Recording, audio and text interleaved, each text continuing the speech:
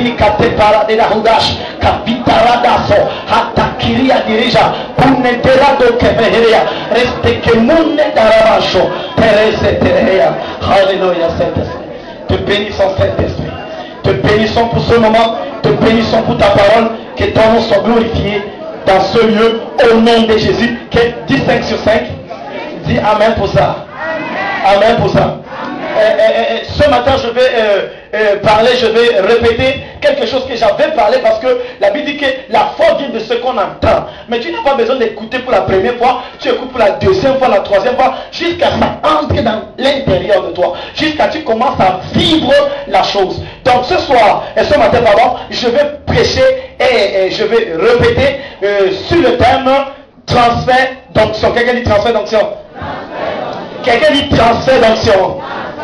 Et nous devons d'abord au préalable comprendre que lorsqu'on parle de transfert, c'est un terme connu vulgairement dans le jargon commercial. On parle de transfert de crédit, de téléphone, transfert d'argent. On parle ça également dans le domaine scientifique. On parle de transfert des énergies ultrachimiques, on parle de toutes ces choses. Mais lorsque ce matin, j'étais en train de faire la recherche à l'internet, sur Google, j'ai vu 3 définitions que je vais te communiquer. Donc tu vas écrire ces 3 définitions et nous allons mettre de l'emphase sur la dernière définition. Donc je disais tantôt que lorsque je faisais une recherche sur ce mot transfert, la première définition, je trouvais que transférer, c'est porter et mener d'un lieu à un autre, une chose ou une personne.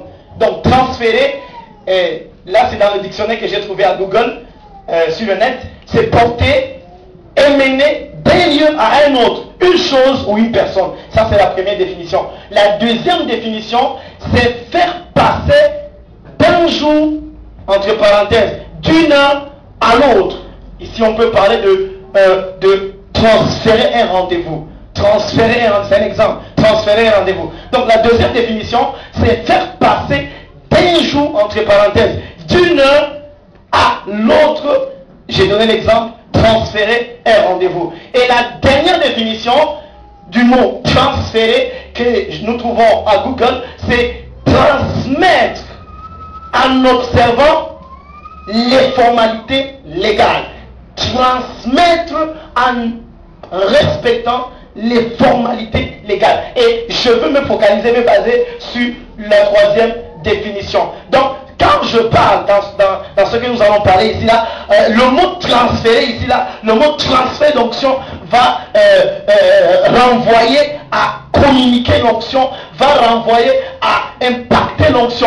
La première chose que tu vas comprendre, que je vais expliquer, c'est que le principe de base dans le ministère, c'est que l'onction est transférable. J'ai parlé de ça vendredi. L'onction est transférable. C'est-à-dire que quelqu'un qui possède de l'onction peut te communiquer. C'est le mot que je voulais, c'est communiquer l'onction. Je peux te communiquer l'onction. Quelqu'un peut te communiquer l'onction. Mais la question qu'il faut préciser, c'est que ce n'est pas toute personne qui est habilitée à communiquer l'onction. Là, on doit comprendre ça. Ce n'est pas parce que tu pries pour les malades et les malades sont guéris, ce n'est pas parce que tu imposes les mains et les démons sont des corps que tu peux communiquer l'onction. Et nous allons le voir. Qui est maintenant, la question c'est qui est habilité à communiquer l'onction de Dieu? Et l'onction que je parle ici, je ne parle pas de l'onction pour un croyant, je parle de l'onction pour un ministre. L'onction pour un ministre, pour l'œuvre du ministère. Donc c'est ça que je vais parler ce matin. Et je suis convaincu qu'à la fin de ce message, une onction va descendre sur ta vie. On ne va pas te reconnaître certainement. Si tu dis un long amen, tu seras touché par Dieu. Je dis que tu seras touché par Dieu. Je dis que tu seras certainement touché par Dieu. Et vous allez comprendre, frères, que dans ce message que je vais prêcher, il y a 3 dispensations que nous avons, 3 dispensations ou révélations que nous avons dans la Bible. Il y a la première dispensation, la première révélation, qui est la révélation du Père. Il y a la deuxième révélation, qui est la révélation du Fils, ou la dispensation du Fils. Il y a la troisième révélation, qui est la révélation du Saint-Esprit. Donc, la révélation du Père, la révélation du Fils et la révélation du Saint-Esprit. La révélation du Père, vous allez le trouver dans Genèse chapitre 1. Mais pas le verset 1, mais au verset 2. Parce que le verset 1 dit, au commencement, Dieu créa le ciel et la terre. Le mot Dieu, ça ne parle pas du Dieu le Père, mais ça parle des dieux, des trois personnes, la Trinité, en fait. Donc, au commencement, Elohim, ça parle de la Trinité. Et c'est au verset 2, là où dit Dieu dit, c'est là où on parle du Dieu le Père. Et vous allez voir que de Genèse à Malachie, on va insister sur Dieu l'éternel. On va parler de tous les attributs de Dieu, mais on parlait du Dieu le Père. Et je disais que quelquefois, il y avait ce qu'on appelle les Christophanies. Christophanie, c'est les apparitions de Christ dans l'Ancien Testament. Parce que Christ était celui que Israël attendait dans la dispensation du Fils. Donc, quelque temps il pouvait apparaître. Je vous donne un exemple clair. Dans Exode, il y a le rocher qui suivait les enfants d'Israël. Et c'est ce Christ. Moïse a frappé ce rocher. Il n'était pas ordonné à frapper ce rocher. Mais ce rocher symbolisait Christ. Et ça maintenant c'est une Christophanie. Donc une apparition de Christ dans l'Ancien Testament. Et vous allez voir que jusqu'à Malachie, le dernier prophète. Et entre Malachie et Matthieu, il y a 400 ans. On appelle l'âge noir, Dark Age. 400 ans, et pendant ces 400 ans, Dieu n'a pas parlé. Dieu n'a révélé rien à l'humanité. 400 ans, Dieu a fermé sa bouche. Jusqu'à ce que, parce qu'il fallait un décalage entre les prophètes que Dieu avait envoyés, donc je dernier était Malachie, et le prophète majeur qui était le Messie, et que tout Jérusalem, tout Israël attendait, et qui était le sauveur. Jean-Baptiste dit que voici l'agneau de Dieu qui ôte le péché du monde. Et ça c'est Jésus, là on parle de Jésus. Et ça c'est l'introduction de la révélation du Fils. La révélation du Fils parle de la vie de Jésus, la naissance, la vie, le ministère, la mort, la résurrection, et il passe chez le Père. Là c'est la révélation de Jésus. Maintenant, nous sommes dans la troisième révélation, qui est la révélation, ou la dispensation du Saint-Esprit. Le Saint-Esprit en mouvement. Ça veut dire que quoi? Nous le voyons à Acte chapitre 1, Dieu dit que vous recevez une puissance. Quand le Saint-Esprit surviendra, Acte chapitre 2, le Saint-Esprit vient, et là maintenant, nous avons. Maintenant, je vais dire, dans toutes ces dispensations, il y a trois personnes qui transfèrent l'onction. Dans la première dispensation, ou dans la première révélation, c'est Dieu le Père qui transférait l'onction.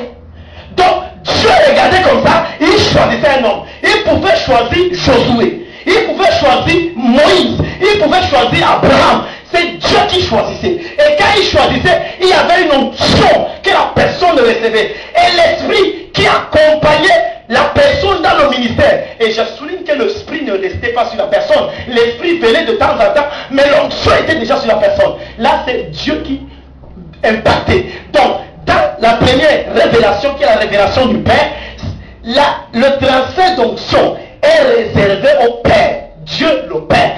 Dans la deuxième dispensation, c'est le Fils Jésus.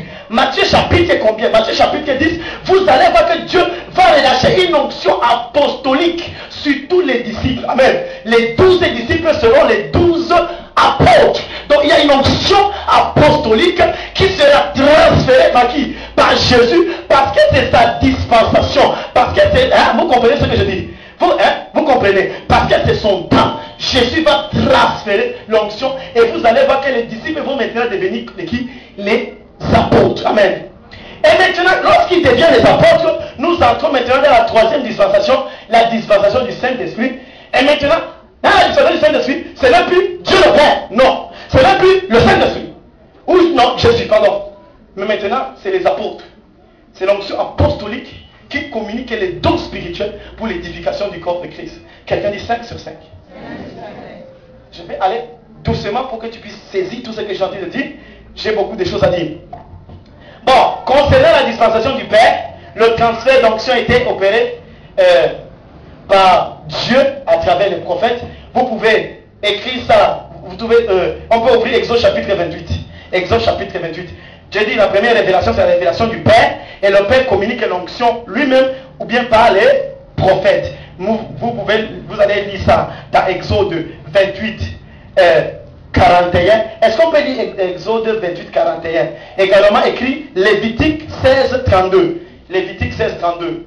Lévitique 16, 32. Et tu peux également écrire 1 Samuel chapitre 15, verset 1. Là, c'est la première révélation, la révélation du Père, où c'est le Père, pas le prophète, qui communique l'onction. Amen. Et là, nous sommes en train de dire, nous sommes en train de traiter sur la question de dire, à savoir, ce n'est pas n'importe qui fait le transfert d'onction. Amen. Et je vous montre dans ces trois révélations qui était habilité, qui avait cette capacité de communiquer l'onction de Dieu. Si tu comprends ce que je dis, je vais attendre un 5 sur 5. 5 sur 5. Amen. Donc nous allons lire Exode chapitre 28. Je vais quelqu'un qui va aller rapidement avec moi. Exode chapitre 28. J'ai beaucoup de choses à vous communiquer ce matin. Dis Amen, Bosa. Et après, on ne va pas te reconnaître. Ce n'est pas que tu auras l'impact au quartier, mais tu pars à l'international. Tu ne comprends pas ce que je dis. Tu es en retard. Ne sois pas en retard, frère. Ne sois pas en retard. Tu me regardes, peut-être je ne sais pas, tu m'écoutes, mais laissez-moi te dire, après ce message, il y a quelque chose qui va se passer certainement dans ta vie. Je prophétise au nom de Jésus que pendant que tu écoutes le message sur l'onction, que cette grâce, que ce charisme, que ce Christ descende en toi, que ça pénètre ton esprit et que ça challenge et que ça repositionne ta destinée. Reçois cette prophétie au nom de Jésus-Christ. Quelqu'un dit fire. Exode, donc nous sommes à Exode chapitre 28. Qu'est-ce qu'on dit là-bas? Tu en revêtiras Aaron, écoute, ton frère, et ses fils avec lui.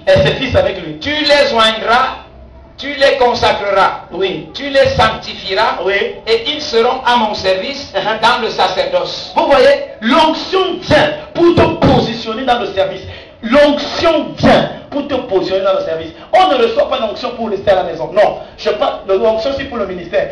Le ministère, j'ai dit, c'est le mot grec ministério qui parle de service. Donc, quand l'onction descend sur toi, ça te positionne dans le service de Dieu.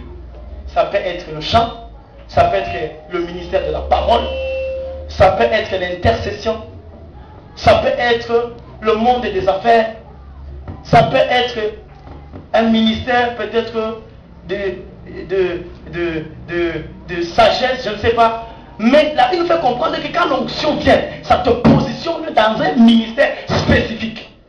Et il dit que l'onction, quand l'onction va descendre sur ces gens-ci, ces gens seront positionnés.